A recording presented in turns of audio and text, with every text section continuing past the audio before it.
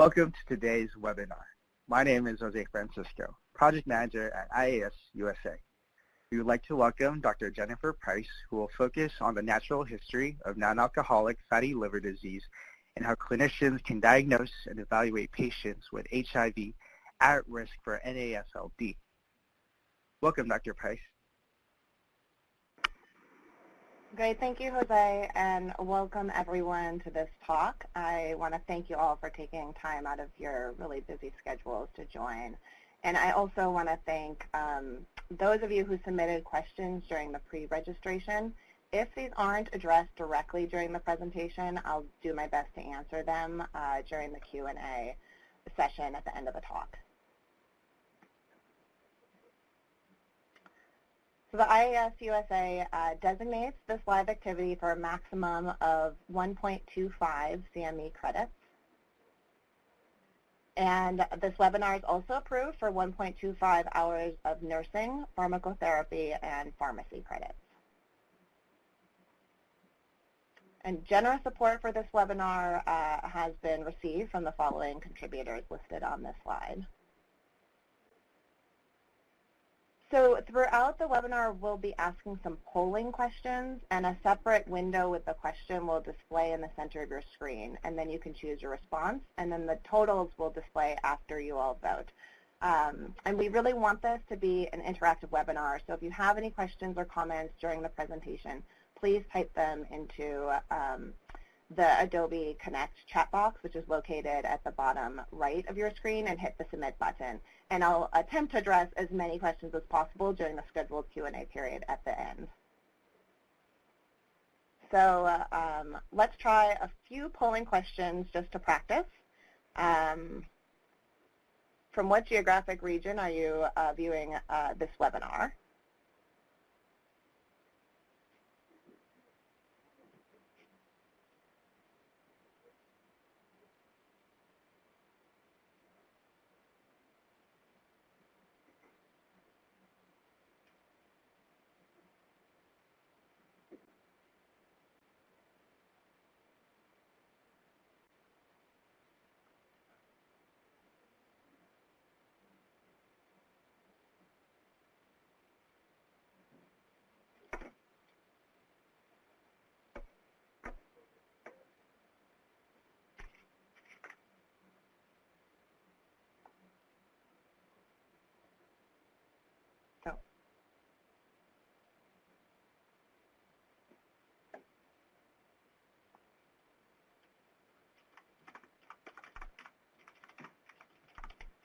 Can you guys see the results? The results are now broadcasted.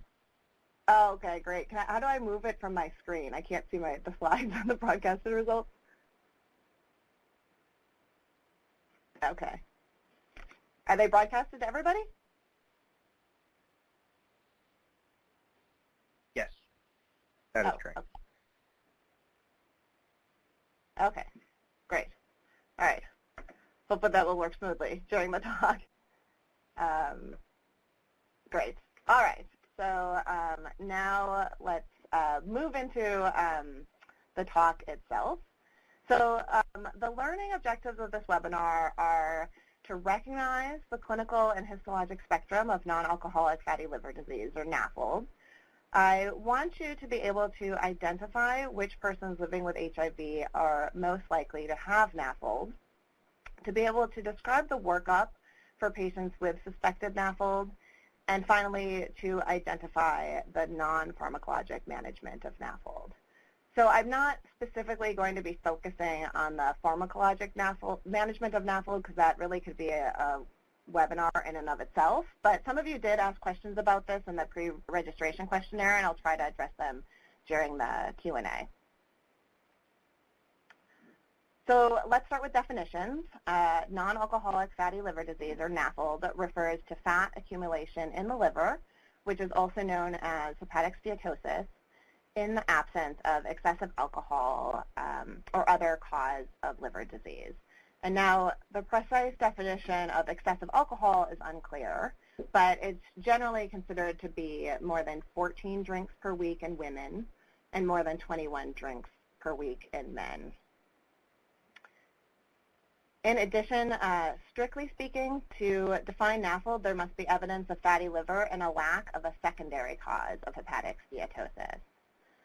So alcohol, of course, is one of those potential causes of steatosis, but certain medications are also known to cause fatty liver, and those are listed on the slide here and include tamoxifen, corticosteroids, methotrexate, amiodarone, and valproate.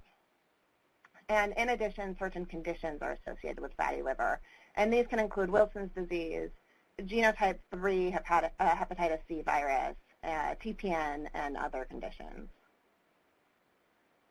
And now, because people living with HIV may be on medications that can cause Nafld, and because lipodystrophy is associated with both HIV and Nafld, Nafld in the setting of HIV is also often referred to as HIV-associated Nafld, whereas Nafld in HIV uninfected patients is referred to as primary Nafld.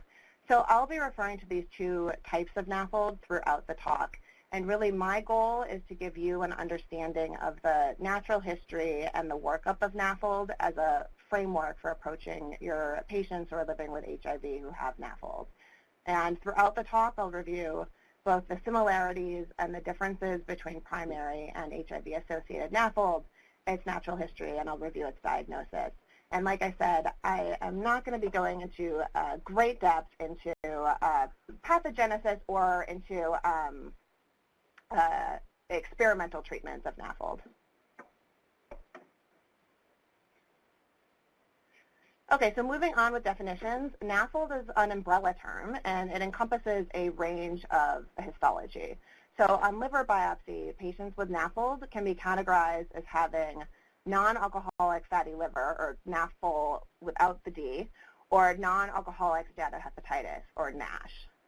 So Nafl without the D is also known as simple steatosis.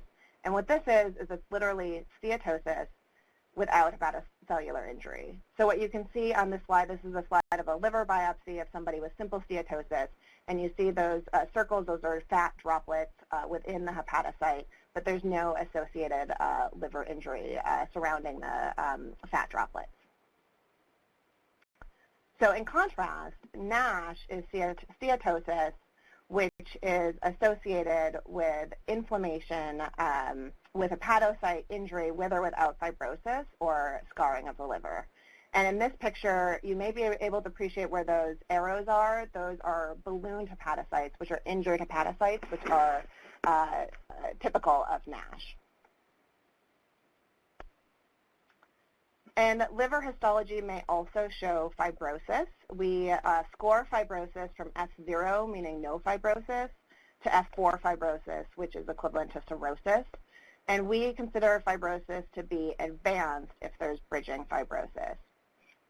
So bridging fibrosis means that the fibrosis bridges the portal tracts. So we refer to advanced fibrosis as F3 or greater fibrosis, so either bridging fibrosis or cirrhosis. And one thing that's important to recognize in terms of fibrosis in the context of Nafld is that as fibrosis progresses and the liver becomes more scarred, the steatosis and the features of NASH may no longer be present on liver biopsy. So somebody with very end-stage liver disease and cirrhosis from Nafld, if you were to do a biopsy, you may just see the scarring, and you may not see any of the steatosis or the NASH features. So what are the risk factors for Nafld? Well, the strongest risk factors for Nafld are obesity, and in particular, central adiposity, type 2 diabetes, dyslipidemia, and the metabolic syndrome. So it's really these metabolic risk factors that are the strongest risk factors for Nafld. And so not surprisingly, Nafld is often referred to as the hepatic manifestation of the metabolic syndrome. But it's important to note that it's not, Nafld isn't just a marker of metabolic syndrome. There's actually a bidirectional relationship between Nafld and metabolic risk factors. So for example, fatty liver is increased in patients with the metabolic syndrome, but in turn, the presence of Nafld is a strong predictor of metabolic syndrome and future risk of diabetes and cardiovascular disease. Other well-established risk factors include race and ethnicity. So individuals of Hispanic descent are at increased risk of Nafld, whereas African Americans are at lower risk. And a large part of this is mediated by genetic factors. So, for example, a single nucleotide polymorphism in the PNPLA3 gene may explain much of the ethnic variation in Nafld prevalence. And then sex is also a risk factor, with studies showing that men actually have a higher prevalence of Nafld than women, although recent data have shown that once Nafld is established, women appear to have a higher risk of advanced fibrosis than men, especially women older than 50. And then finally, age is an important risk factor, both for the prevalence of Nafld and the stage of liver disease increases with age. Okay, so this is our first audience response question. What is the estimated prevalence of Nafld in the general U.S. population? Is it 5%, 15%, 30%, or 50%?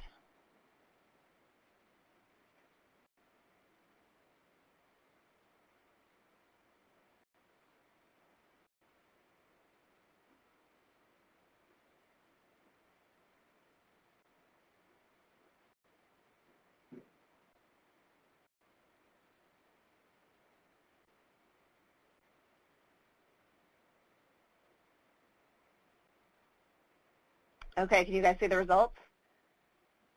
It looks like most of you chose 15% or 30%.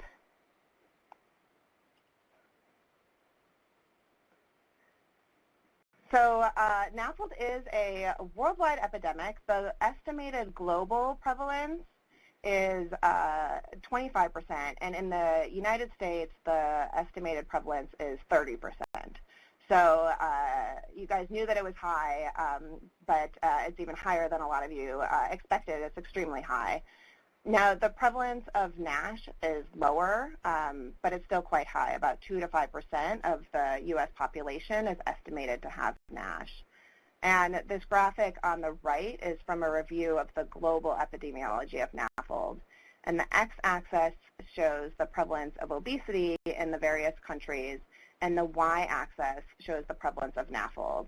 And you can see quite nicely from this graph that the global prevalence of Nafld really correlates with the prevalence of obesity. One thing that's important to keep in mind when you're reading studies of Nafld is that the estimated prevalence is really going to vary depending on the specific population that you're studying and the prevalence of underlying Nafld risk factors within that population. And the prevalence estimates are also going to vary depending on the methods that you're using to assess for Nafld, because the various methods have different sensitivities for detecting Nafld. So I'll show you some examples of this. So as an example, in the general U.S. population, I told you that the prevalence of Nafld is 30% and NASH is 2.5%.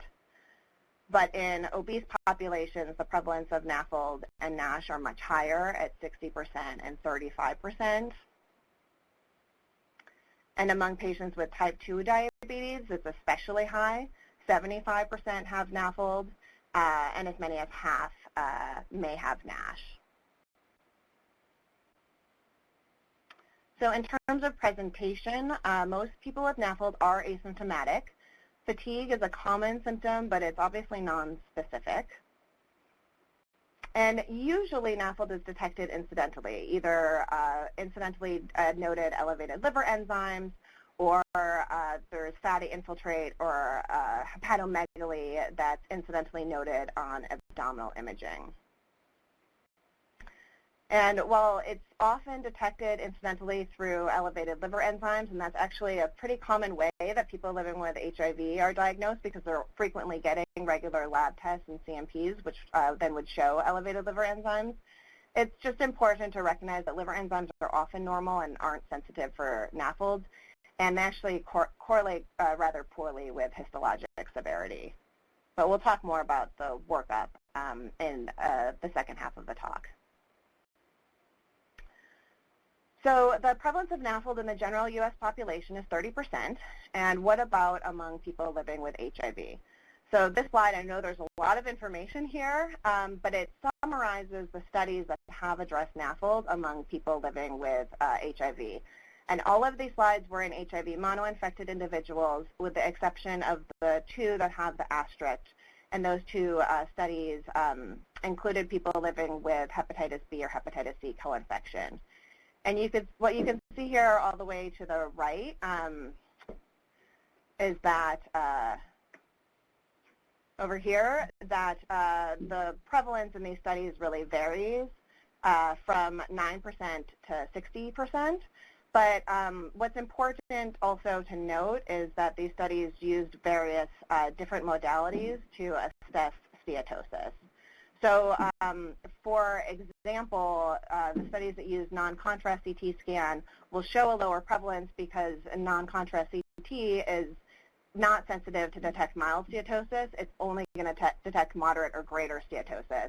And moderate or greater steatosis means that the fat affects at least 30% of hepatocytes, whereas mild steatosis, the fat only affects 5% or more of the hepatocytes. So in the studies using non-con CT, you're going to be missing the people between 5%.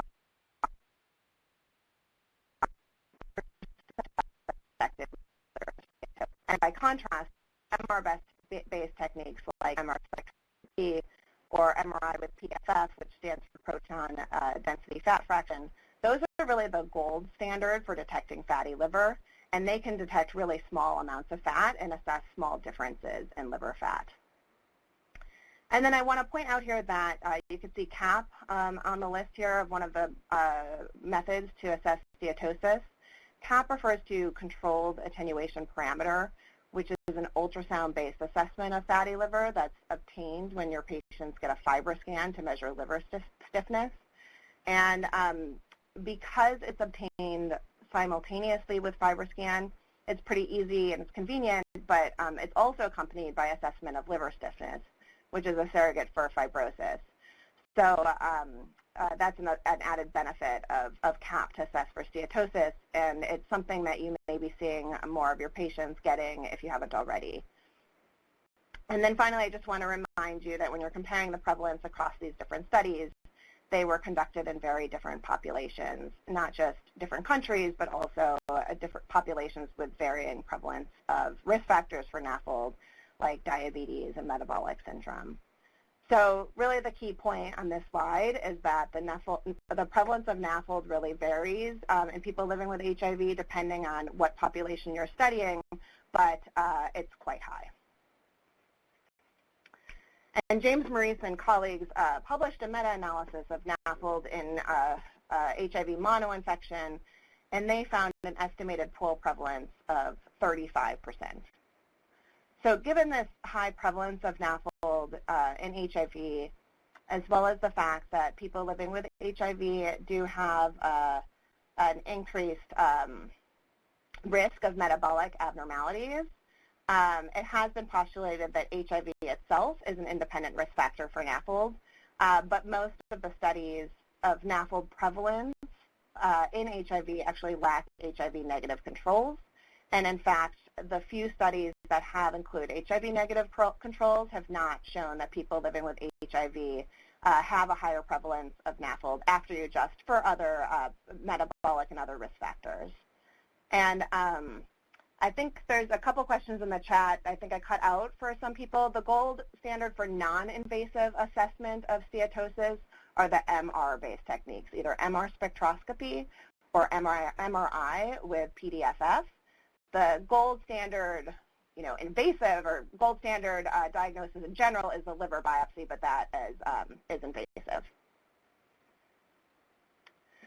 So just to summarize, the prevalence of primary Nafld is about 30%, and HIV-associated Nafld, the prevalence is similarly high, but it doesn't appear, at least we don't have evidence yet, that HIV is itself an independent risk factor for Nafld.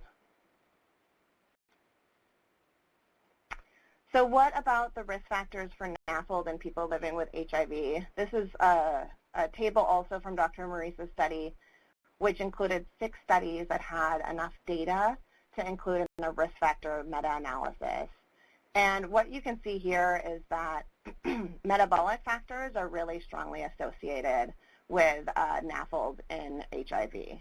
So compared to those without Nafld, people living with HIV who had Nafld had a higher BMI in these studies. They had higher waist circumference.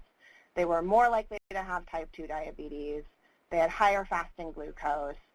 And they were more likely to have hypertension, had higher triglycerides, higher total cholesterol, lower HDL, and higher LDL levels. So these metabolic factors are strongly associated.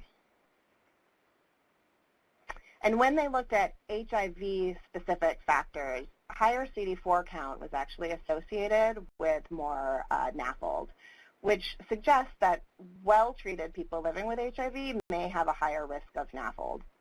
But age and heart exposure were not associated, and they didn't have sufficient data to meta-analyze exposure by drug class. A separate study by Dr. Graldi and colleagues did actually find an association with Nafld and cumulative NRTI exposure. That was a study that was conducted in a time when the participants were likely to have been exposed to the so-called D drugs like didanosine and stavudine. And we did a study of Nafld within the multi-center AIDS cohort study, or MAX, and among the 465 men living with HIV who were included in the study, we also found strong associations of metabolic risk factors with Nafld. So what you can see here is specifically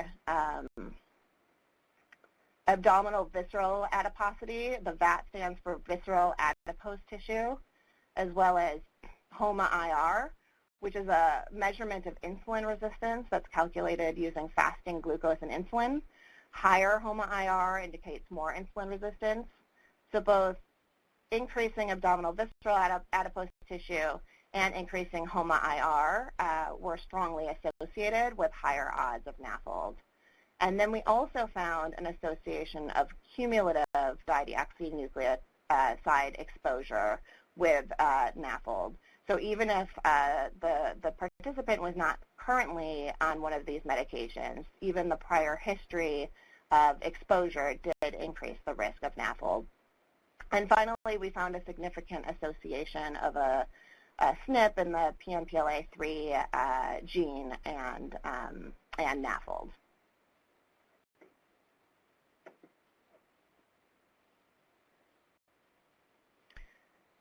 And in a study of HIV monoinfected adults who had elevated liver enzymes for which they underwent liver biopsy, these SNPs and PNPLA3 were also shown to be associated with increased odds of NASH on the liver biopsy.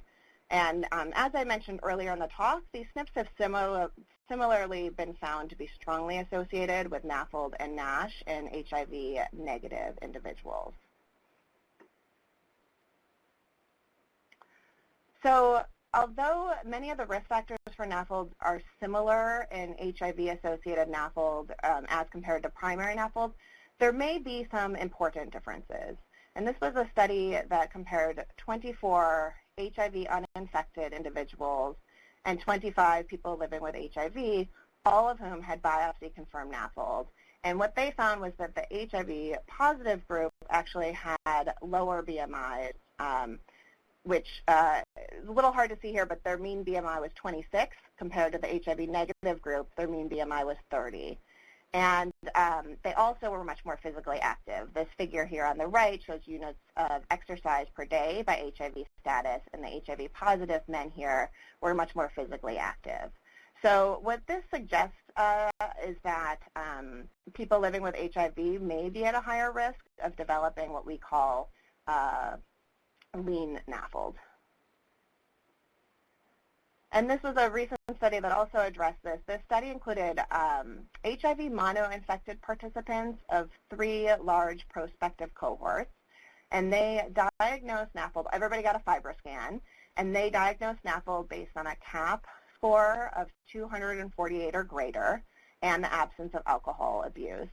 And then they ended up with a little over 1,500 participants, and they categorized them based on their BMI into lean, meaning BMI of less than 25, overweight, which is a BMI of 25 to 30, or obese, which was a BMI of 30 or greater.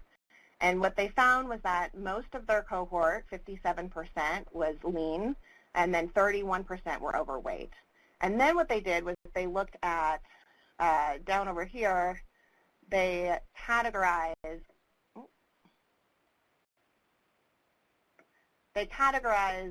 people's liver disease based on 4 different categories from the FibroScan. And that's what these pie charts are here. These are for the lean individuals, the overweight, and the obese. And what the green slices, those were the ones that had totally normal FibroScans, meaning they didn't have any evidence of fibrosis, and they didn't have any evidence of steatosis or Nafld. And then the yellow are the people that had Nafld without fibrosis, and the red are the people that had Nafld with fibrosis, and then the blue are those who had fibrosis without Nafld. So not surprisingly, what you can see here is that with each increasing weight category, the Nafld prevalence increased, and it was as high as 73% in the obese group and 55% in the overweight group. But what I think was pretty remarkable is that they found 24% of the people in the lean group had Nafld. And because most of their cohort was lean, lean patients represented more than 1/3 of all of the Nafld patients in the cohort. So this is important because lean Nafld itself is not benign, and it actually may be associated with a higher risk of developing severe liver disease. And it also makes me wonder if this might be a Nafld phenotype that might respond differently to both non-pharmacologic and pharmacologic treatment of Nafld. So going back through our comparison of primary Nafld versus HIV-associated Nafld, the main risk factors for primary Nafld are metabolic as well as hereditary and genetic. And HIV-associated Nafld shares many of the same risk factors as primary Nafld, but there are some important differences. So specifically, people living with HIV may develop Nafld at lower BMIs, and they also may have unique features associated with Nafld, including exposure to medications that increase the risk, specifically the older NRTIs and D drugs and the early generation PIs. The contemporary antiretroviral therapy, the potential association with Nafld is much less clear. So now we'll move on to the histologic spectrum of Nafld. So most patients with Nafld will have that Nafl without a D or simple steatosis, and a minority of patients will have NASH, which, to remind you, is fat with hepatocellular injury with or without fibrosis. And NASH can progress to fibrosis, which over time can lead to cirrhosis. And then once cirrhosis develops, there's an increased risk of portal hypertension, of liver failure, and of hepatocellular carcinoma or liver cancer, which is abbreviated here as HCC. So very similar to cirrhosis due to hepatitis C, for example. Now, the proportion of patients with Nafld who will develop NASH and then who will develop fibrosis progression really varies depending on underlying risk factors. But in general, in the HIV uninfected population, about 70 to 75% of people with Nafld will have Nafl without the D, the simple steatosis, and about 25 to 30% will have NASH. So how common is NASH in people living with HIV who have Nafld? This too has ranged in studies from as low as 7.3% to as high as 64%. But in the meta-analysis of histology and HIV and Nafld, the pooled prevalence of NASH was 42%, which is quite high. And the pooled prevalence of significant fibrosis, meaning F2 or greater fibrosis, was 22%. So these numbers are actually numerically higher than the estimates in the general U.S. population with Nafld. But again, it's a little difficult to compare to HIV-negative patients with Nafld because other characteristics of the populations in these specific studies may have differed in ways that favor NASH or fibrosis. Interestingly, Dr. Vodkin and colleagues at UC San Diego performed a case control study of HIV-positive patients who had biopsy-proven Nafld and age and sex-matched HIV-negative controls who also had biopsy-proven Nafld.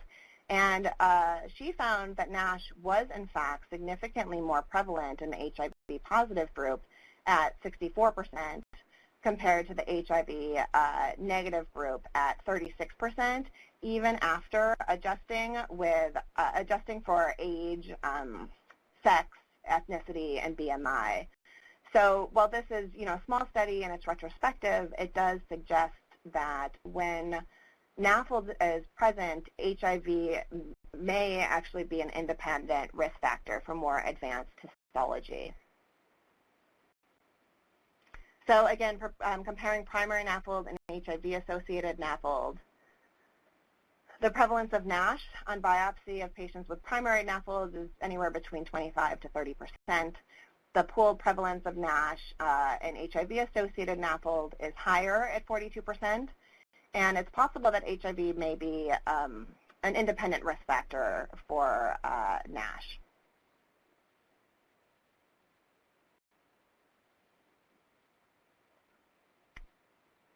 So one of the biggest challenges facing us is determining who among the many people with Nafld will go on to develop advanced fibrosis and cirrhosis. So we've traditionally believed that only patients with NASH are the ones that are at risk for progression to cirrhosis, but more recent data has really challenged the assumption that Nafl or simple steatosis is benign. And in fact, a meta-analysis showed that 39% of patients with Nafl on biopsy, so just simple steatosis on biopsy, actually had fibrosis progression, which is similar to the proportion of patients with NASH who had fibrosis progression on paired biopsies. The big difference here is that Nafl, or simple steatosis, progresses much slower, on average 0.07 stages per year, or about 1 stage in 14 years, versus NASH, which progresses twice as fast, about 0.14 stages per year, or about 1 stage in 7 years. Now, although it's only a minority of patients with Nafld who will go on to progress to cirrhosis, because Nafld is so prevalent, this translates to really a huge disease burden, which we can only anticipate is going to increase over time. And we know that NASH is rising as an indication for liver transplant in the U.S. It's currently number 2 behind Hep C, but it's expected to become the leading indication in the relatively near future. This slide just shows new registrations on the liver transplant waiting list by year. And you can see that Hep C, which is the dashed line at the top, was the most common, but had plateaued and is decreasing, and it's decreased even further in the DAA era. And in contrast, NASH, which is the solid line, increased 170% over the 10-year time span in this figure. And we're starting to see somewhat similar trends among people living with HIV who have advanced liver disease and are being evaluated for liver transplant. We're seeing more and more patients with non-viral etiologies of liver disease as their indication for transplant. So in terms of figuring out who is at the highest risk of these adverse liver outcomes, liver fibrosis is the strongest predictor of adverse outcomes in Nafld. And that was shown nicely in the study of 619 patients with Nafld who were followed for a median of about 12 and a half years. And the blue and yellow lines here, these blue and yellow lines here are those who had either NASH or no NASH, but importantly, they didn't have any fibrosis. And the red and the green lines are those who had fibrosis on their biopsy, and some of them had NASH, and some of them didn't have NASH. And you can see here that the patients with fibrosis, regardless of whether NASH was present, had shorter survival times than those without fibrosis.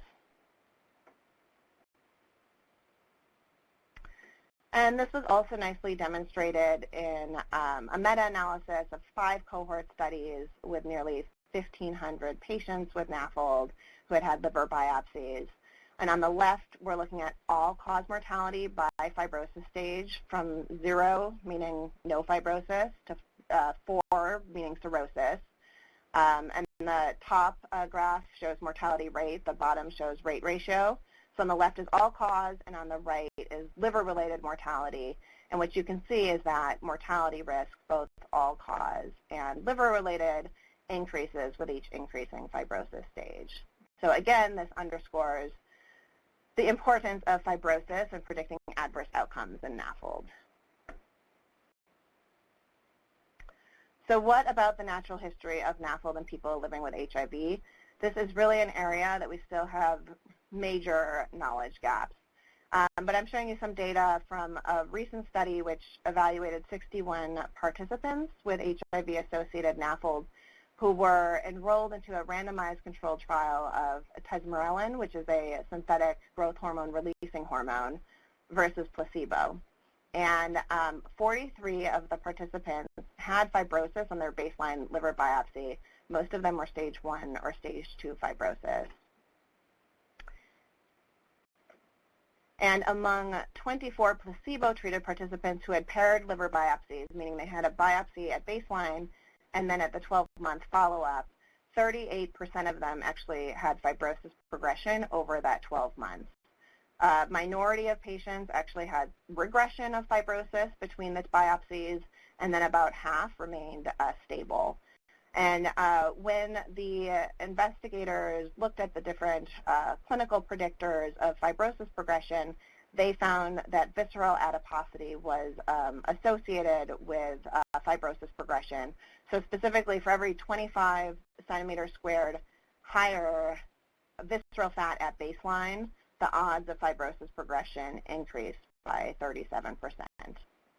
So this study, albeit small, observed relatively high rates of fibrosis progression over the course of the year, and visceral adiposity was a predictor of worsened fibrosis. So, without larger studies that include HIV uninfected people with Nafld, it's difficult to know whether HIV accelerates the natural history of Nafld, similar to what we observe in other liver diseases, particularly viral liver disease like untreated hepatitis B or hepatitis C. So why might HIV worsen the natural history of Nafld? Well, there are multiple potential contributors both to the development of Nafld and to Nafld severity in people living with HIV.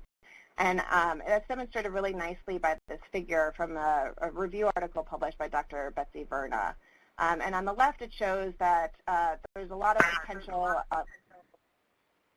contributors to Nafld among people living with HIV. So there's numerous metabolic abnormalities that could accelerate Nafld.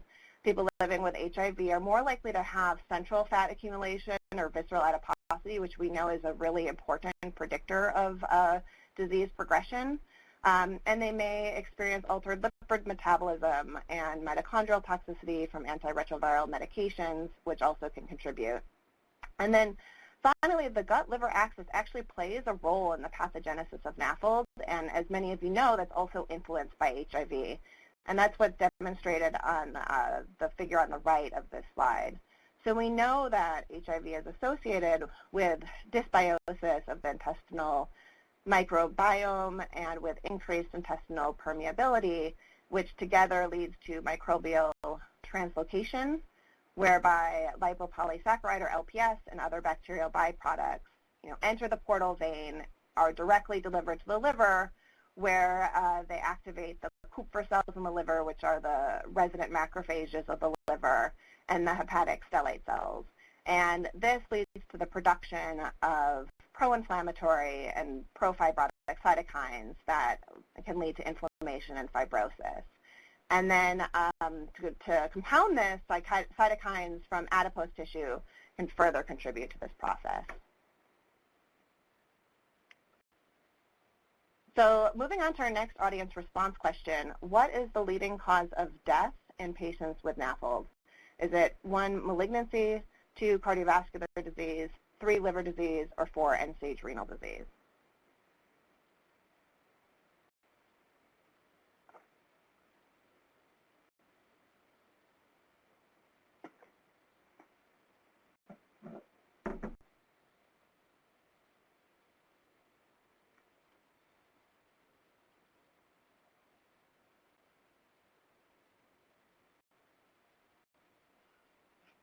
Okay, great. So this was actually a bit of a trick question, a little unfair, but almost half of you got it correct.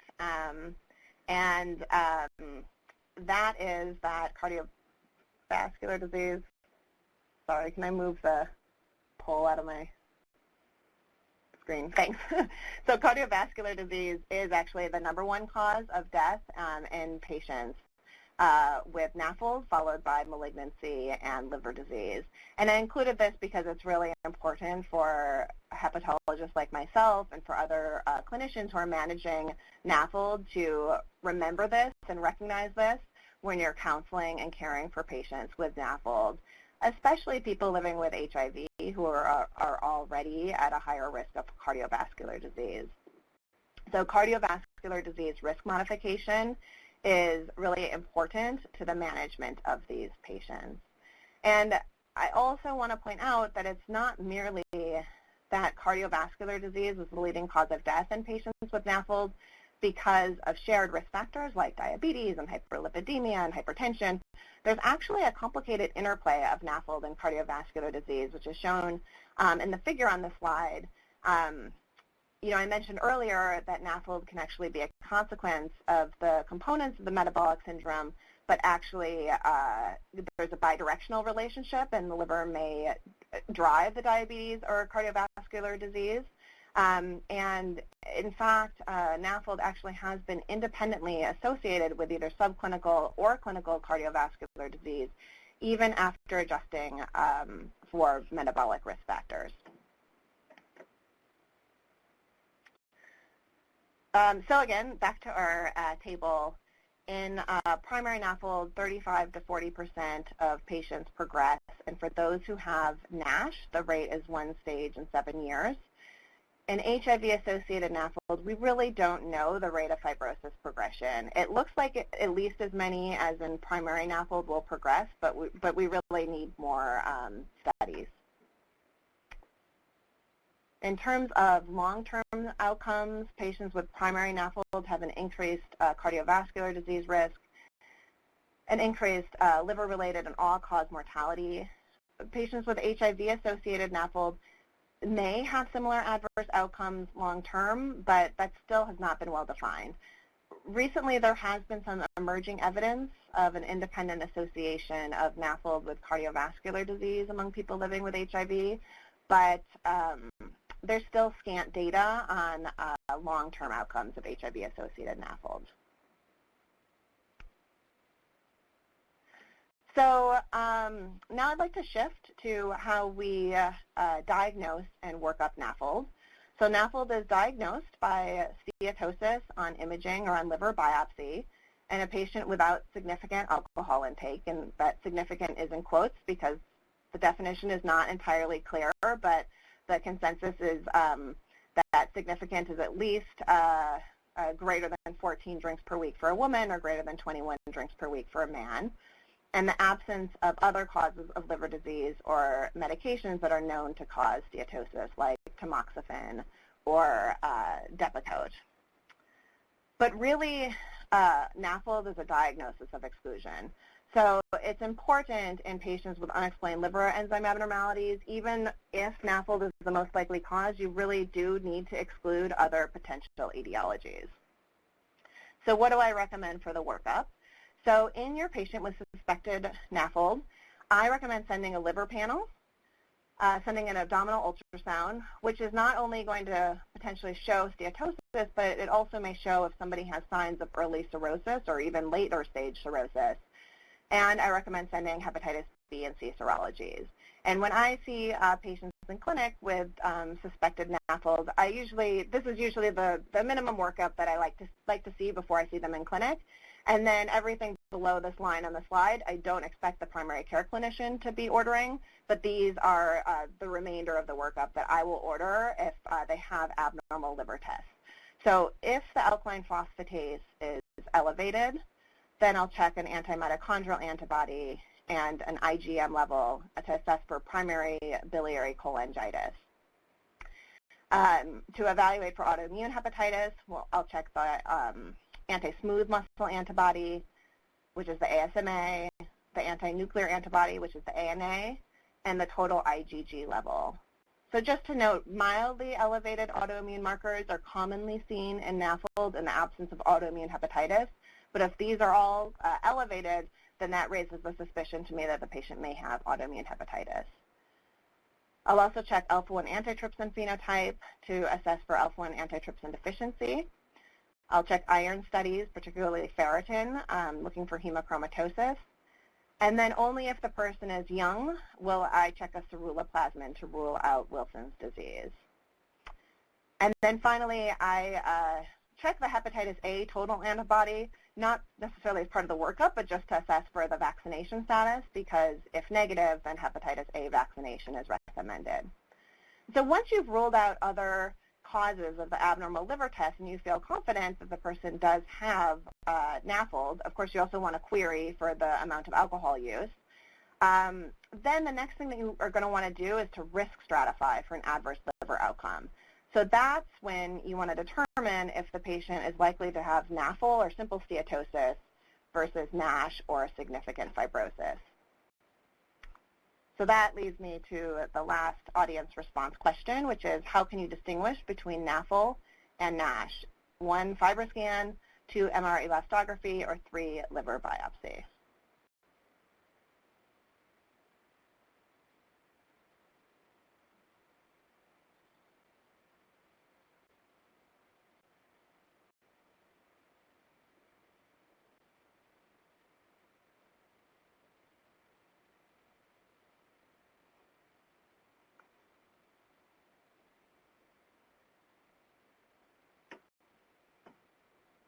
Okay, great. The poll is closed, and most of you chose liver biopsy, which is, in fact, the correct answer. At this time, the liver biopsy is still the only method to really reliably distinguish between Nafl and NASH.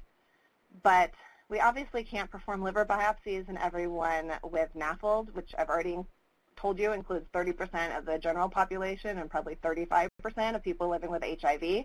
So this is where non-invasive surrogates for fibrosis are actually quite helpful. So I previously mentioned that liver enzymes don't really correlate well with histology, but you really can use readily available laboratory parameters to help determine the likelihood of advanced fibrosis. So one of these is simply the AST to ALT ratio. So the AST, as the AST becomes higher than ALT and the ratio is greater than 1, the more suspicious you are of advanced fibrosis or cirrhosis. So in Nafld, sort of unlike alcohol-related liver disease, typically in the earlier stages, the ALT is going to be higher than the AST, but as fibrosis progresses, that ratio is switched. So if you do see a higher AST compared to ALT in a patient that you're very confident does not have a contribution of alcohol, then you're going to be more suspicious that they have advanced fibrosis. Now the AST to platelet ratio, or APRI, and the FIB4 are two surrogates for fibrosis that some of you may be familiar with in the context of hepatitis C. Both of these incorporate the AST and the platelet count, and I included the sort of formula for these on the slide here. The platelet count is going to decrease with advanced fibrosis, and it's in the denominator of both of these equations. So as the platelet count goes down, the APRI and the FIB4 increase, which suggests a more advanced fibrosis. And then the FIB4 includes age and ALT as well.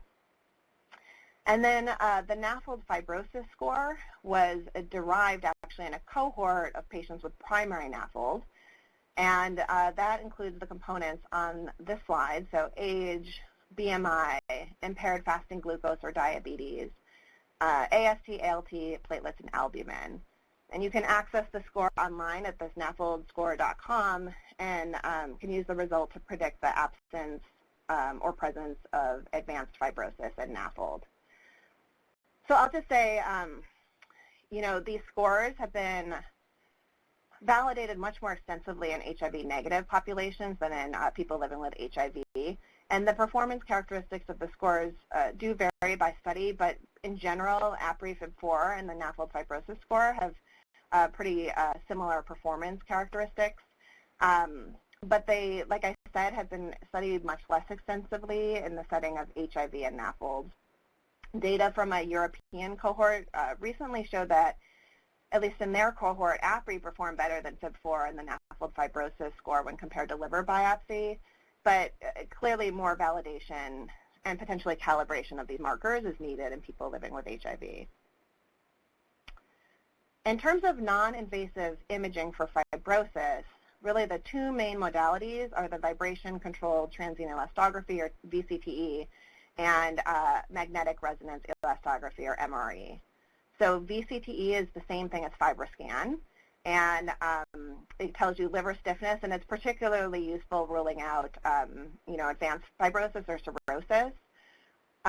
MRE uses the same principle of elastography, so there's a mechanical shear wave that's used to measure the liver stiffness, but it does so in an MRI. And it's actually really excellent at detecting fibrosis and appears to be better than FibroScan at distinguishing the milder stages of fibrosis. And that may be in part because it evaluates a larger portion of the liver. So this is the picture that I have on here is a picture of how the MRE is conducted. And you can see inside the MRI scanner the person has almost like a ping pong paddle shaped device over their liver. So it's measuring a much larger area than the FibroScan is measuring. But the disadvantages of MRE is it's much more expensive and it's less available. And then similar to the serum markers, the performance characteristics of FibroScan and MRE have been more extensively studied in Nafld patients without HIV than with HIV. You may postulate that HIV itself may be less likely to affect the performance of one of these imaging modalities than the serum markers, because we know a limitation of the serum markers is that HIV may be associated with mild elevations in liver enzymes or reductions in platelet counts really independent of liver disease, and so you don't really have that worry with the FibroScan or with the MRE.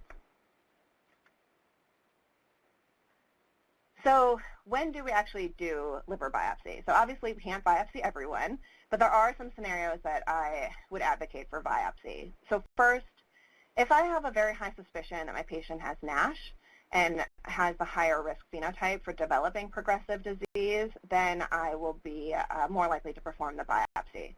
So these are patients that have risk factors like diabetes, older age, family history of liver disease or cirrhosis. And like I said, you can have NASH without having elevated liver enzymes, and you can have elevated liver enzymes without having NASH. But truthfully, when I see really significant liver enzyme elevations in a patient, particularly with a high-risk profile, I'm just more compelled to perform a liver biopsy. I do think when we have FDA-approved pharmacologic treatment for Nafld, this reason for biopsy may become a more compelling indication because most pharmacologic treatment will only be indicated in those with NASH and or fibrosis, and so we may really need to do more biopsies just to determine whether or not somebody should be treated with one of the newer treatments. The second scenario in which I perform the biopsy is if I'm suspicious for advanced fibrosis or cirrhosis. So again, and for this, I'm looking for non-invasive clues. So the first thing I look for is thrombocytopenia, as this is often the first clue that someone has cirrhosis. And then, in the abdominal ultrasound that you get, I'm looking at the spleen size. If there's splenomegaly, even if it's mild, I'm suspicious. I'm suspicious of undiagnosed cirrhosis. Are you guys able to hear me? Because I saw a comment that someone can't hear at all. Yes, we can hear you. Okay, great. You might be having trouble with their own speakers. Okay, just checking. So if I see the mild splenomegaly, I'm suspicious of undiagnosed cirrhosis. And then I also use the results of the non-invasive serum markers like the FIB4 and the FibroScan. So if these non-invasive markers suggest advanced fibrosis, then I'm more likely to do the liver biopsy. And the reason why it's important is it's really important to know if somebody has F3 or greater fibrosis, because that affects a lot of the other counseling for their liver health. It also impacts the need for liver cancer surveillance and potentially need for varices surveillance. And then finally, certainly if the diagnosis is uncertain or if I can't rule out other diseases like iron overload or autoimmune hepatitis, then I would perform the biopsy.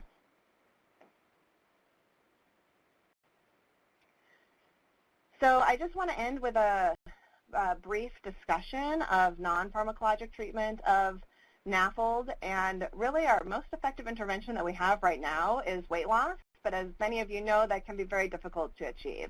The best way is really through a combination of diet and exercise. In terms of diet, we recommend decreasing calorie intake by 500 to 1,000 calories per day and avoiding fructose-sweetened beverages and added sugars. I think some people have questions about specific diets, Mediterranean or not, to recommend. I personally really focus on the calories and avoiding the fructose-sweetened beverages because many of my patients are really drinking a lot of calories and a lot of sugar. And then in terms of weight loss, our goal is to achieve 7 to 10% of total body weight, because that's been shown to improve NASH and fibrosis on histology. And I'll show you in the next slide the different sort of thresholds and benchmarks for weight loss in our patients with Nafld. But I also let people know that exercise alone, even without weight loss, has been shown to reduce steatosis. So it can reduce the fat deposition. And this can be achieved with both aerobic exercise and resistance training. So for aerobic exercise, patients really need between 150 and 250 minutes per week of moderate or vigorous intensity activity. So if they're going to be working out for 30 minutes at a time, it should be at least 5 times a week. And the intensity is actually important, so I tell my patients as a guide that they should be working hard enough that they should break a sweat, and they should be a little less than comfortable carrying on a conversation. So if they're able to chat like normal while they're going for a walk and they're not breaking a sweat, they're not exercising quite vigorously enough. So we want them to break a sweat and just feel not quite comfortable having a full conversation. And then in terms of resistance training, it should really be 45 minutes per session, 3 days per week.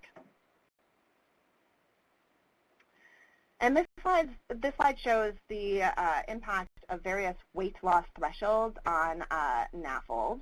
And I find this really helpful actually to go through with my patients when I'm counseling them about behavioral modification. So at the bottom of this pyramid, it shows us that just 3% total body weight loss is often sufficient in achieving regression of steatosis. And then if you move up, 5% or greater weight loss will more often than not actually result in regression of the ballooned hepatocytes and the inflammation on biopsy. And then 7% or more weight loss can actually lead to NASH resolution. And then finally, even fibrosis is reversible. And for that, we try to achieve 10% or greater weight loss. So I actually spend a lot of time with my patients discussing this pyramid for a few reasons.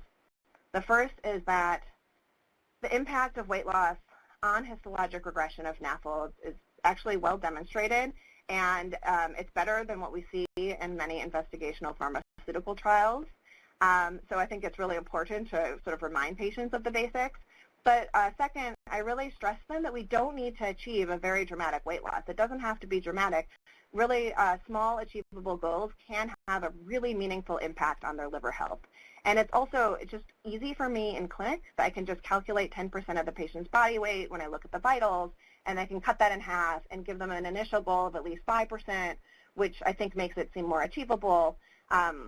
So For example, if I have a patient with NASH who weighs 200 pounds, I can tell her that our goal for her is a 10-pound weight loss, and that is often enough to reverse the fat in the liver. And then if she's successful at that, we can up the goal to a total of 20 pounds weight loss, and with that, she has a really good chance of reversing the fibrosis.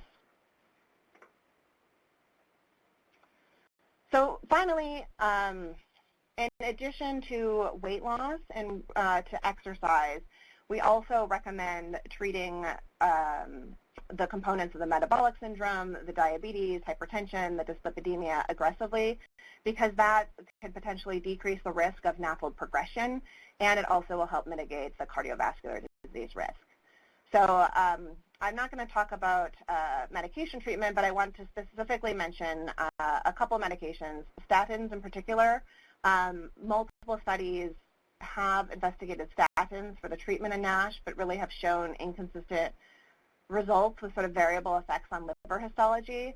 So because of that, statins aren't recommended for treatment of NASH as the primary indication for giving a statin, but it's really important to recognize that statins are safe in patients with Nafld and NASH, and so if a statin is indicated for other purposes, it should not be withheld due to concerns for liver toxicity.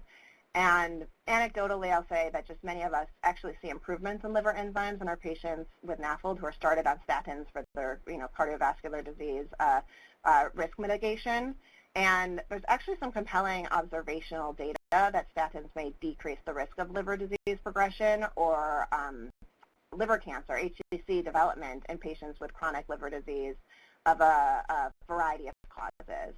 But just to be clear, statins have not been proven beneficial in randomized controlled trials for Nafld treatment. And similarly, several studies have evaluated metformin in patients with NASH, and some of the studies showed improvement in liver biopsy findings and liver enzymes, but metformin has not been proven in randomized controlled trials for Nafld treatment. And actually, there were two meta-analyses that concluded that metformin therapy did not improve liver histology in patients with Nafld and NASH. So metformin isn't recommended for the purpose of treating NASH, but it is safe for use in Nafld. So to summarize, Nafld is common in people living with HIV, and the prevalence is likely to increase with the aging HIV-positive population. HIV-associated Nafld shares many similarities with primary Nafld, in particular that the main risk factors are metabolic and genetic or hereditary. However, there are important differences from primary Nafld. So first, people living with HIV may be at higher risk of the so-called lean Nafld, and second, the steatogenic and fibrotic effects of HIV and antiretroviral therapy likely impact the natural history of Nafld and potentially may increase the risk of NASH and fibrosis. Regarding the workup and management, Nafld is an umbrella term, and it encompasses the full spectrum of disease from simple steatosis to cirrhosis. It's the patients who have NASH who are at higher risk of progressing to cirrhosis, but at this time, biopsy is still needed to distinguish between NASH and Nafl or simple steatosis. The management of Nafl really hinges on weight loss, on exercise, avoiding added carbohydrates, and metabolic syndrome control. And finally, key knowledge gaps exist in HIV-associated Nafld, including what the rate of and risk factors for fibrosis progression are, what the long-term outcomes of Nafld in people living with HIV are, and pharmacologic management of Nafld in people living with HIV.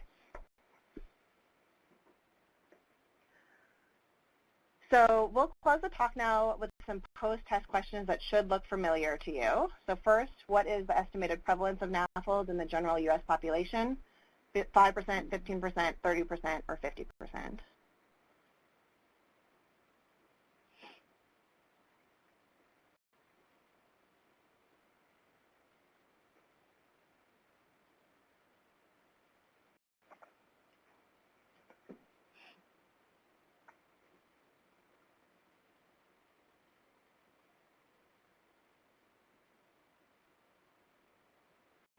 Okay, great. So most of you got the answer correct. It's about 30%.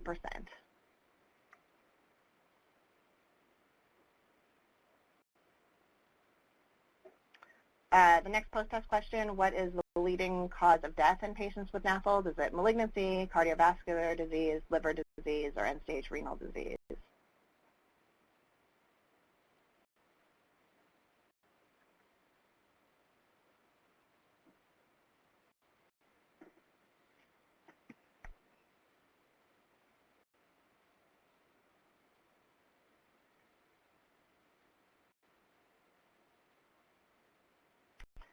I tried tricking you, but you could not be tricked. Cardiovascular disease is the leading cause of death in people with Nafld.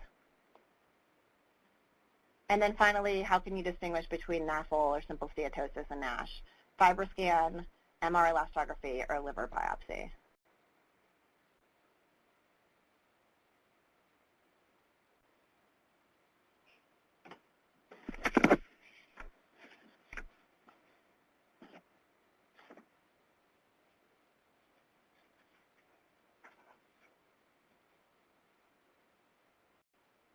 And great, most of you also got that one correct. Liver biopsy is the only reliable way to distinguish between Nafl and NASH.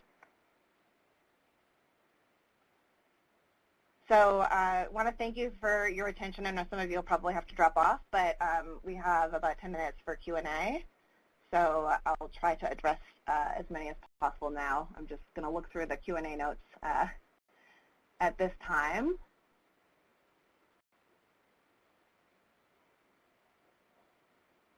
Okay, so there's a question about any good ideas how to address visceral adipose tissue beyond diet and exercise.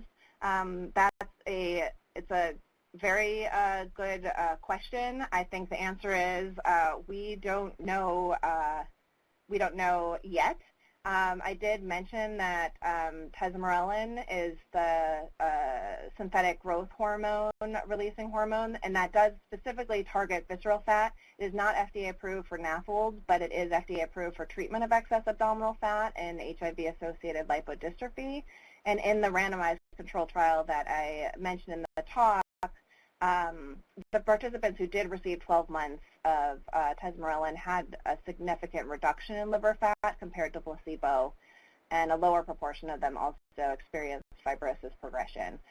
But that has not yet been approved for use in Nafld, but is approved for excess for lipodystrophy. Another question was regarding the weight gain associated with TAF. Has there been any analysis of increased risk of Nafld with TAF? And is there a recommendation for use or avoidance of TAF if a patient has a diagnosis of Nafld? So another great question. To my knowledge, there has not been a finding of an increased risk of Nafld with TAF. There is not a recommendation for avoidance of TAF in people with Nafld. It's challenging, I have to say, to try to link specific antiretroviral agents to Nafld. Certainly, some of the older medications have been associated, but the contemporary medications, there have not been clear associations with most of them. And but I do think that the person who asked this question is on the right thought process of, when we do see patients who are gaining weight, whether it's related to their medication use or for another reason, you do worry that that does increase the risk that they may develop Nafld, because weight gain is so strongly associated with Nafld. So next question, can someone with NASH with dietary and exercise as treatment reverse to Nafl? And the answer is yes. With diet and exercise and weight loss, you can see reversal of NASH and even of fibrosis. How do we screen our patients for those who might have normal LFTs? So that's an excellent question. There's no recommendation right now that we screen high-risk patients for Nafl. Now, that may change in the future, but the AASLD does not recommend that patients who are at higher risk of developing Nafl or NASH, like patients with diabetes, routinely be screened for Nafl. The European HIV Association actually does recommend screening people living with HIV who have metabolic syndrome for Nafld with ultrasound. But at this time, the U.S. guidelines don't support that. Any thoughts on advising increased coffee intake in early stages? So that's a great question. There have been several studies that show that coffee intake is actually associated with a lower risk of liver cancer. And there are some studies suggesting, or at least one that I can think of, that showed less fibrosis and steatosis in people who drink more coffee. I personally do not advise people to drink coffee, but I do tell them that it is safe to drink coffee and may be healthy for their liver. I often, that's like a welcome message, because I'm usually telling people that, you know, they have to stop drinking their soda and they have to stop drinking their alcohol. People often think that coffee is bad, but it actually does have some protective effects on the liver. So another question was, what do you recommend for your patients for resistance training? And I actually don't have a specific exercise regimen that I recommend. So usually my patients, if they like either, you know, aerobic training or resistance training, and I think the point is that it doesn't necessarily have to be aerobic. They can get derived benefit from resistance training. There's a comment that statin use may increase liver disease risk in HIV positive. I'm not familiar with that study. There are several observational studies that suggest that among people with liver disease, that statins may actually reduce the risk of fibrosis, and that does include studies of people living with HIV who were hepatitis C co-infected. To my knowledge, we don't have studies yet in people living with HIV who have Nafld. Most of the studies that show a benefit on liver disease progression are in the setting of viral hepatitis. But I think the important point is that we don't want to withhold statins in our patients that have an indication to be on a statin because they have a fatty liver disease. Okay, there's another comment that just commenting that the generic form of pitavastatin is available on 18 states' ADAP plans. There's another question, would you recommend stopping alcohol completely in a patient with Nafl despite less than significant amount of alcohol intake? As you can imagine, this is sort of a controversial question, and I think it depends. If I have a patient that has NASH or that has significant fibrosis, and certainly if they have advanced fibrosis or cirrhosis, I tell them to stop alcohol completely. If someone with simple steatosis, I tell them to reduce their alcohol use and try to minimize it. The amount of alcohol that is safe to consume in somebody who has underlying liver disease, be it from hepatitis C or hepatitis B or Nafl, is really unclear. So, but I know it's hard for people to remain completely abstinent. So I think it really depends on their other risk profiles. And then the similar question. Is total alcohol cessation indicated versus moderate intake? So total alcohol cessation, I definitely advocate if somebody has significant histologic abnormalities or has significant fibrosis or cirrhosis.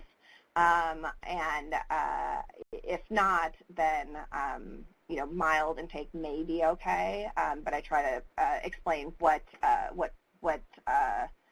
amount of alcohol can actually cause liver damage, and because it's a relatively modest amount that people can be surprised to hear. There's a question, please repeat recommendations for initiating metformin. So for metformin, the point was that there is not data to support starting metformin for treating Nafl as the primary indication. but it's safe in patients with Nafld. So if somebody has diabetes and metformin is indicated, it should not be withheld. Please discuss advantages, limitations of VCTE, MRE versus APRI, FIB4, etc. for diagnosis of NASH. So none of these are actually good for diagnosing NASH. Really, it's the liver biopsy that diagnoses NASH versus simple steatosis.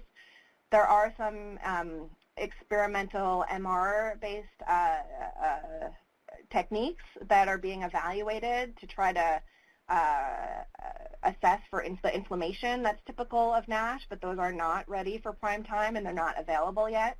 So really the roles of VCTE or MRE or APRI or FIB4, et cetera, are really to give you a sense of whether or not your patient may have fibrosis.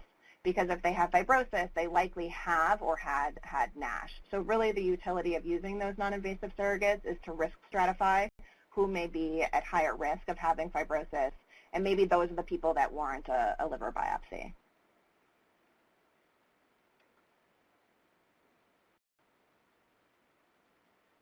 Okay, I think that those were all of the questions that I see in my chat box. So I want to thank everybody for your attention, and I hope you have a great day.